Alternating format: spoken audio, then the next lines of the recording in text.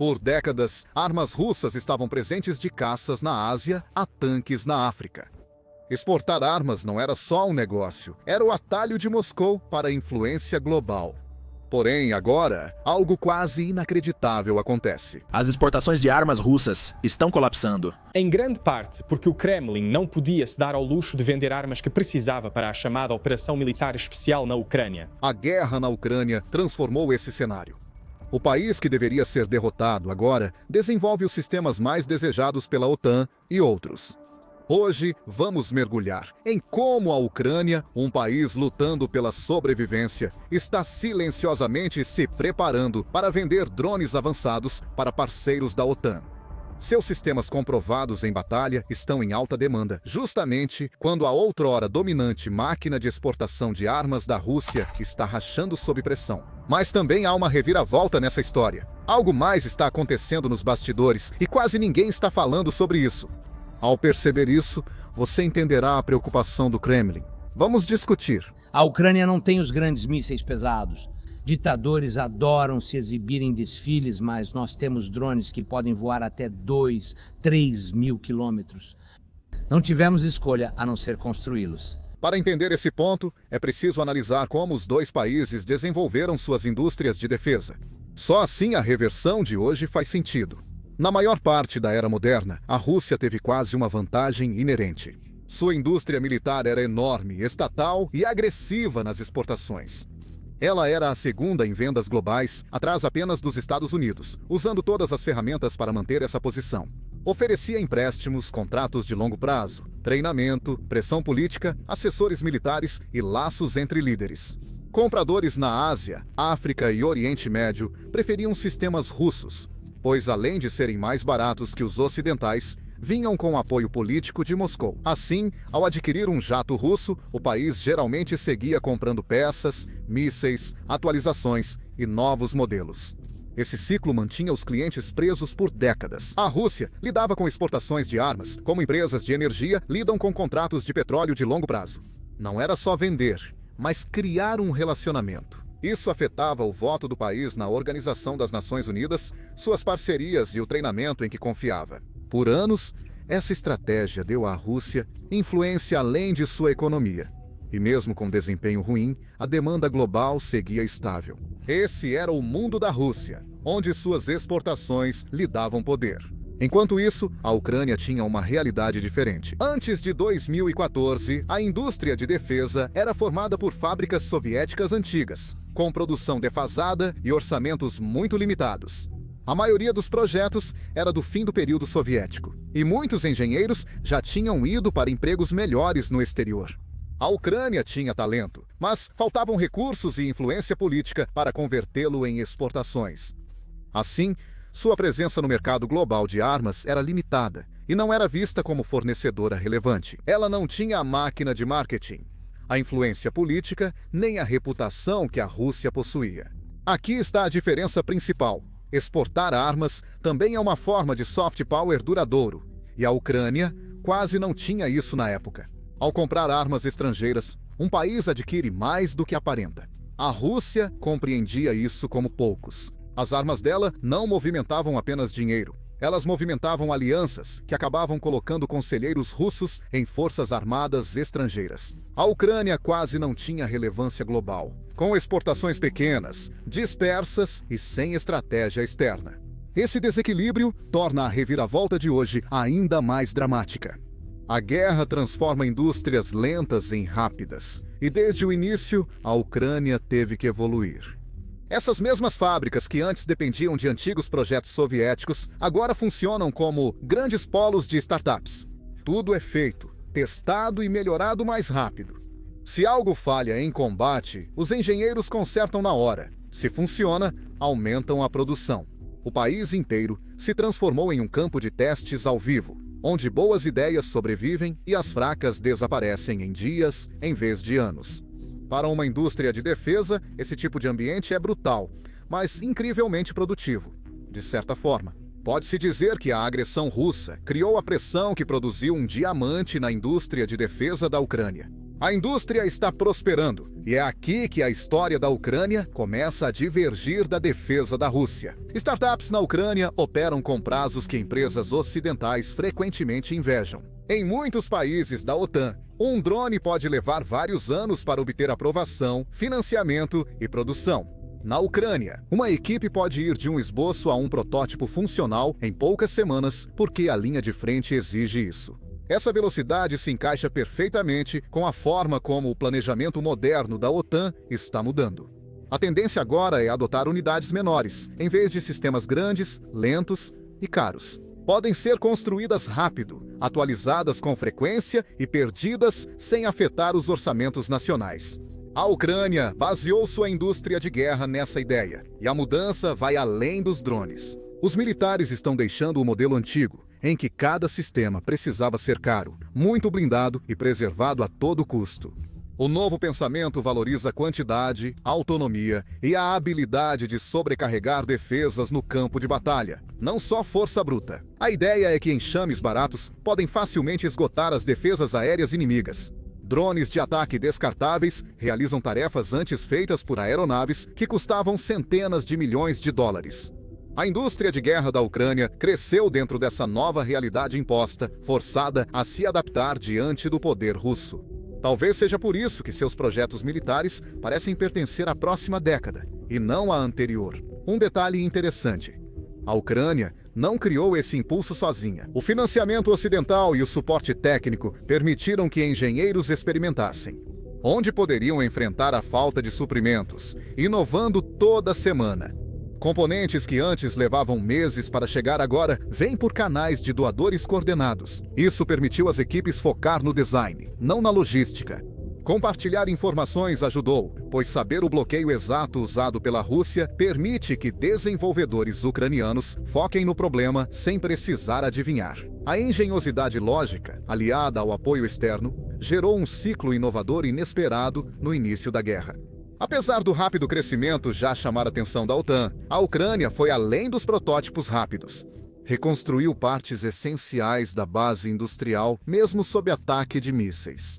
Linhas de produção de drones se espalharam pelo país, para que nenhum ataque único pudesse parar tudo. As fábricas foram redesenhadas como blocos de montar, permitindo trocar partes conforme os materiais disponíveis. Naquela semana, os engenheiros chegaram a construir muitos sistemas com links de comando e formatos de comunicação compatíveis com a OTAN. Essa escolha é importante porque dá ao equipamento uma espécie de versatilidade plug and play. Militares ocidentais conseguem integrar esses sistemas às suas redes sem grandes problemas. Compradores estrangeiros gostam disso, pois não querem depender de um só fornecedor e buscam equipamentos compatíveis com o que já têm. Mas a flexibilidade é só o começo. Os novos projetos ucranianos mostram seu valor diretamente no campo de batalha. A Ucrânia enfrenta o ambiente de guerra eletrônica mais difícil do mundo, segundo especialistas. Diariamente, a Rússia interfere, falsifica e interrompe sinais dos sistemas ucranianos. Qualquer coisa que consiga sobreviver a esse tipo de pressão constante se torna instantaneamente interessante para as forças armadas estrangeiras.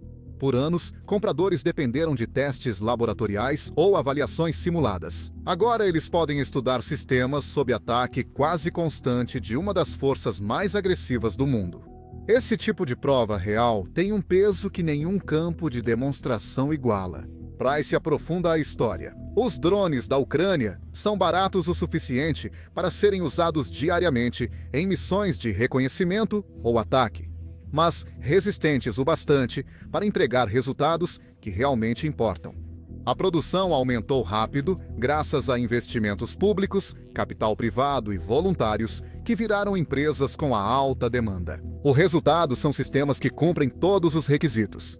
São eficazes em combate real, cabem em orçamentos menores e podem ser aprimorados conforme as missões mudam. Veja isso claramente com exemplos, como o drone Tubarão ou a embarcação Magura. Esses sistemas não existem só no papel. Eles atuam no campo de interferência da Rússia e ainda assim atingem alvos confirmados em tanques e navios. O Tubarão detecta artilharia à distância e envia imagens por links criptografados, ignorando interferências. O Magura eliminou barcos de patrulha russos no Mar Negro sem perder nenhuma unidade em algumas missões, mostrando o quão dominante ele pode ser. Forças armadas estrangeiras estão atentas, porque esses sistemas custam uma fração do preço dos modelos ocidentais e ainda assim atuam em algumas das condições mais difíceis do planeta. Não há prova melhor de capacidade do que destruir ativos russos em combate real. Com a produção chegando a milhares por mês, o feedback da linha de frente impulsiona melhorias contínuas. Esses sistemas tornam-se grandes ímãs de exportação para países sob ameaças parecidas. Com preço, desempenho e resultados comprovados, o próximo passo era praticamente certo. A Ucrânia se prepara para suprir suas forças e entrar com ambição no mercado global de exportação. O caminho leva à OTAN, onde cresce a demanda e o interesse por equipamentos testados em combate. Para tornar essa mudança possível, Kyiv vem reescrevendo as leis e regulamentos para se adequar aos padrões ocidentais. Esse esforço acelerou em 2024 e 2025 e continua atualmente. As antigas regras de exportação, que mantinham a maioria dos sistemas dentro da Ucrânia, já não correspondem ao novo objetivo de vender para os aliados. Então os controles vêm mudando, uma política após a outra. Temos trabalhado para elevar as certificações técnicas aos padrões da OTAN. Centenas de empresas ucranianas já foram aprovadas após cumprir os requisitos, enquanto muitas ainda enfrentam testes e burocracia. Sem certificados compatíveis com a OTAN, compradores ocidentais não podem importar legalmente drones ou mísseis. A reformulação foi além disso. Criptografia, proteção de dados e regras de rádio precisaram ser quase totalmente refeitas. Algumas empresas ucranianas já lançaram sistemas totalmente novos que atendem aos padrões ocidentais mais rigorosos, enquanto outras estão dando os retoques finais nos seus neste momento. Para manter a transparência, a Ucrânia criou novos órgãos de supervisão. O trabalho deles é verificar cada produto, realizar auditorias e confirmar que a documentação atende tanto aos inspetores da OTAN quanto da União Europeia. Esses órgãos já funcionam e revisam os equipamentos linha por linha. Nada é só para mostrar. Países ocidentais possuem rígidas regras e técnicas de segurança legais. Se um drone, míssil ou sistema de guerra eletrônica ucraniano não atender aos requisitos, mesmo que minimamente, o país importador não pode comprá-lo. Não importa o quanto confiem na tecnologia, por isso, cada parte da reforma é importante. Por isso, os primeiros envios relevantes de exportação só devem começar em meados de 2026 no mínimo. Apesar da abertura legal, a regulamentação é só metade, a demanda é a outra. Os militares da OTAN querem drones que tenham sobrevivido a fortes interferências, defesas aéreas robustas e longos meses de estresse na linha de frente. Os sistemas ucranianos agiram assim.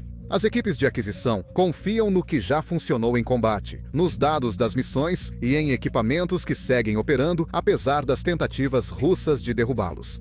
Os resultados de campo falam mais alto do que discursos de vendas. E se alguém ainda acha que a mudança é só sobre possibilidades futuras, bem, os números dizem o contrário. Ucrânia e Estados Unidos já planejaram acordos de drones de até 30 bilhões de dólares. Não é só um aperto de mão ou promessa educada. É o primeiro indício de que um dos maiores compradores de defesa quer integrar sistemas ucranianos à sua cadeia de suprimentos. Isso indica algo ainda mais importante. Washington está pronto para confiar nos projetos ucranianos, mesmo podendo comprar de qualquer um. Quando um país que investe bilhões em defesa escolhe seus drones, indica que sua indústria já não tenta mais alcançar outras. Ela compete no topo do mercado. Esse interesse já virou ação. A Ucrânia assinou um acordo com a empresa americana Swiftbit para coproduzir centenas de milhares de drones a partir deste ano. Isso inclui interceptores, modelos de reconhecimento e versões de ataque que o Exército dos Estados Unidos da América planeja testar em vários ambientes. A coprodução é crucial, pois assegura cooperação duradoura, não apenas compras pontuais. Após fábricas, treinamentos e cadeias de suprimentos compartilhadas serem criados, o relacionamento se torna valioso demais para ser abandonado. Isso também integra engenheiros ucranianos a um sistema com acesso a testes, feedback e desenvolvimento conjunto, acelerando a inovação. O timing desses acordos também importa. A Ucrânia não negocia com pequenos compradores, mas fecha acordos de exportação com a principal potência militar da OTAN. Esse interesse indica que a Ucrânia é vista não só como parceira necessitada, mas como futura fornecedora para suprir deficiências do Ocidente. Grandes contratos dos Estados Unidos da América também enviam um sinal para outros países da OTAN. Se Washington está disposto a investir bilhões na produção de drones ucranianos, então estados menores podem seguir o exemplo, sem se preocupar em correr um grande risco. Isso cria um efeito dominó, onde um acordo destrava vários outros. Esse tipo de impulso é exatamente como novas indústrias de defesa conseguem entrar no mercado global. Essa confiança crescente está se transformando em algo que a Ucrânia precisa com a mesma urgência: receita de exportação. Cada contrato ajuda a financiar novas pesquisas que levam a tecnologia ainda mais longe. Firmware atualizado, recursos anti-interferência, cargas úteis e comunicação melhores só são possíveis com fluxo constante de dinheiro. Essas melhorias fortalecem a indústria ucraniana, aumentam a segurança das forças armadas e beneficiam setores civis. As mesmas ferramentas de navegação usadas nos drones podem ajudar os agricultores a gerenciar os campos. Os mesmos sensores podem proteger as fronteiras. Os mesmos materiais leves podem impulsionar a manufatura e a logística. O avanço da Ucrânia é ainda mais impressionante diante do colapso da Rússia. Enquanto Kiev cresce, a exportação de Moscou se desfaz aos poucos. A antes confiante máquina de exportação da Rússia agora tropeça de problema em problema, como mostram os números. Suas exportações de armas caíram drasticamente em algumas regiões, reduzindo pela metade ou mais. Países antes comprometidos com contratos longos com Moscou agora atrasam pagamentos, renegociam ou se afastam discretamente.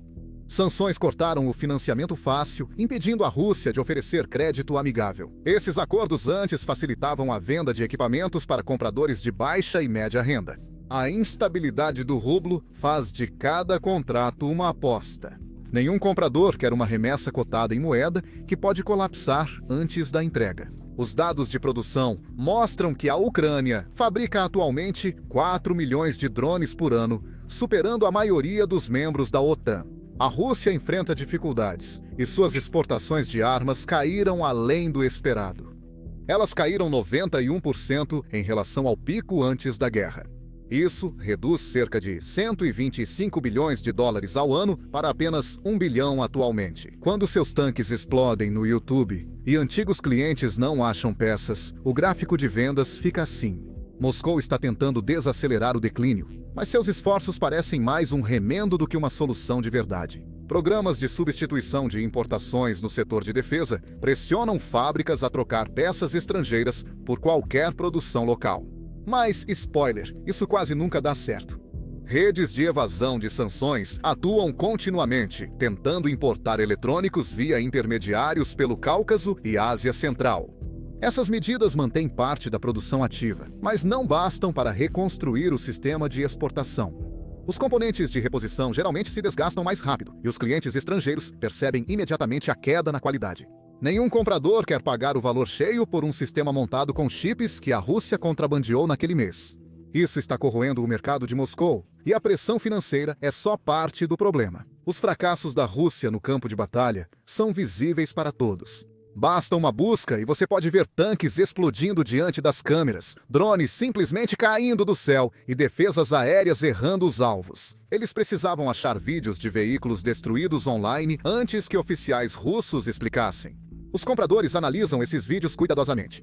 Quando uma arma é derrotada várias vezes, é difícil para governos justificar gastar milhões no mesmo modelo.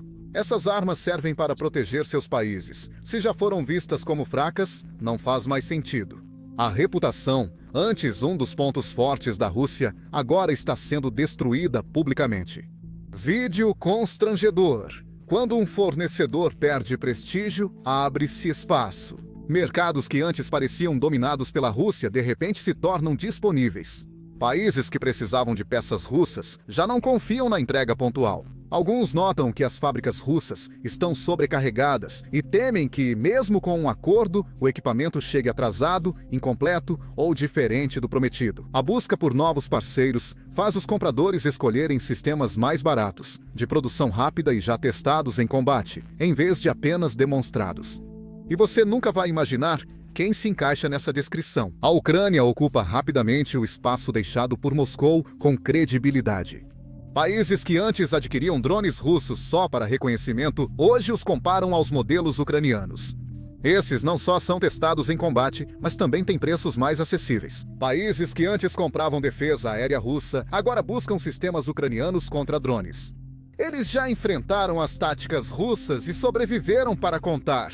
Até estados pequenos, que não podiam comprar caças ou blindados russos. Considere drones ucranianos para patrulhas de fronteira, proteção costeira e segurança interna. Essa mudança vai além dos gráficos de comércio e remodela a geopolítica.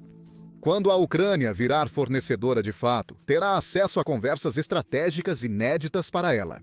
A OTAN ganha ao ter um parceiro que, além de receber apoio, fabrica equipamentos desejados por outros. Isso diminui a dependência de um fornecedor e fortalece a diversificação da OTAN. Projetos ucranianos usam sistemas modulares, permitindo que compradores não fiquem limitados a um fabricante. Eles podem adaptar cargas úteis, ferramentas de comunicação ou plataformas de lançamento conforme orçamento e ameaças. A Ucrânia pode fornecer isso, beneficiando também a Europa. Governos europeus já iniciaram parcerias com empresas ucranianas para produção conjunta. Essas parcerias trazem a manufatura para perto, geram empregos locais e diminuem a dependência de cadeias distantes. Elas também aprofundam os laços políticos quando dois países passam a compartilhar fábricas e cadeias de suprimentos. A cooperação agora integra o dia a dia, não só os discursos diplomáticos. A Ucrânia também não aguarda convites formais. Ela já se une a membros da OTAN para produzir em local mais seguro. A Dinamarca lidera ao financiar empresas ucranianas para construir linhas de drones e mísseis em seu território. Isso impede ataques de mísseis russos e cria sistemas que cumprem os padrões da OTAN. A Polônia avalia acordos para projéteis e veículos não tripulados que unem projetos ucranianos a materiais poloneses. Esses projetos fazem mais do que aumentar a produção. Eles garantem trocas de tecnologia e criam empregos além das fronteiras. Eles tornam a Ucrânia um parceiro confiável para produção rápida e escalável. Compradores recebem sistemas comprovados sem atrasos, enquanto a Ucrânia obtém receita para pesquisa e desenvolvimento. De forma irônica, enquanto a Europa cria novos laços, a Rússia perde os antigos. As sanções sufocaram sua capacidade de entregar ou manter equipamentos já vendidos no exterior. Compradores na África e Ásia aguardam meses ou anos por peças de reposição, mostrando um plano de garantia falho. A Rússia mudou de "compre um jato e ganhe um amigo" para "compre um jato e boa sorte achando peças". E por causa disso, alguns países estão silenciosamente trocando de fornecedores para evitar a incerteza. Assim, a Turquia conquista mais negócios e a Coreia do Sul recebe mais consultas. China atrai clientes por entregas rápidas e baratas, enquanto Israel observa maior interesse em ferramentas antidrones. A Ucrânia se destaca por oferecer algo que nenhum outro fornecedor iguala. Seus sistemas são testados diretamente contra as forças armadas russas, oferecendo um diferencial único que campanhas de marketing não conseguem imitar. O mercado global é concorrido e a competição séria. A Turquia lidera os drones de médio porte com preços competitivos e alta oferta. China domina o mercado de baixo custo com drones de reconhecimento simples. A Coreia do Sul investe em artilharia avançada, armas de precisão e tecnologia de sensores. Os três operam com bases de fabricação seguras e estáveis. Fora da guerra, eles não têm a vivência do combate diário em guerra eletrônica. A Ucrânia tem. Isso cria uma história única que chama a atenção dos compradores quando surge um novo fornecedor com algo diferente. Esse novo cenário cria um caminho interessante pela frente. No momento, a mudança é visível apenas para os analistas que acompanham contratos de defesa. Com o aumento das exportações ucranianas, o impacto alcançará áreas políticas e militares maiores. A cooperação em defesa costuma resultar em compartilhamento de inteligência, que por sua vez leva a exercícios conjuntos. Exercícios conjuntos costumam gerar estratégias que transformam regiões e podem mudar alianças. Na Europa Oriental, países buscam equipamentos acessíveis, modernos e adequados às ameaças diárias. O curto prazo já dá pistas. Nos próximos 1 a 3 anos, países da OTAN podem lançar programas piloto. Os países bálticos são candidatos prováveis porque operam sob forte pressão eletrônica russa e querem sistemas que possam sobreviver a isso. Campos de testes da OTAN poderiam sediar demonstrações conjuntas onde drones ucranianos voam ao lado de modelos ocidentais sob interferência simulada. Alguns exércitos podem convidar engenheiros ucranianos para testar defesas com ferramentas reais e identificar falhas. Se esses experimentos derem certo, tudo avança para o próximo nível. No médio prazo, de 3 a 7 anos, o foco muda de importar sistemas ucranianos para construí-los localmente sob licença. A Polônia já demonstrou interesse em coproduzir em diversos setores de defesa. A Romênia também é candidata, pois moderniza rapidamente suas forças armadas. Centros de treinamento conjuntos podem ser criados para que forças ucranianas e da OTAN aprendam juntas e desenvolvam táticas comuns de guerra e defesa, contra drones e resiliência eletrônica. Modelos ucranianos podem ser recomendados como opções de aquisição para algumas missões. Se a Ucrânia continuar melhorando no ritmo atual, o cenário de longo prazo se torna ainda mais impressionante. Em 7 a 10 anos, empresas ucranianas podem definir padrões da OTAN para drones baratos e descartáveis. Exportações podem ser fundamentais para reconstruir o país e criar novos corredores tecnológicos nas grandes cidades. A Ucrânia pode ser o principal polo europeu de produção de sistemas não tripulados pequenos e médios.